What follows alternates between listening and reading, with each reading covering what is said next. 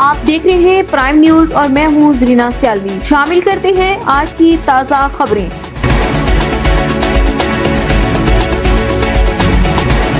Additional deputy commissioner general doctor Ayesha Khan ने central व सदर Muslim League Noon district Khushab anti TB Pakistan SOC Khushab general secretary doctor Ghaus Niazi के हमरा टीबी और चेस्ट अस्पताल में एक खसूसी इजलास की सदारत की। इजलास के बाद वजीर आला पंजाब के वीएन के मुताबिक सरसब्ज पाकिस्तान के सिलसिले में पौधे भी लगाए गए और मुस्तहकीन में फ्री राशन तकसीम किया गया। इस मौके पर district health officer Khushab doctor Rao Gulzar Yusuf, साबिक chairman executive committee PMA Khushab doctor Irfan Ullah Waraich और सियासी समाजी शख्सियात ने शिरकत की।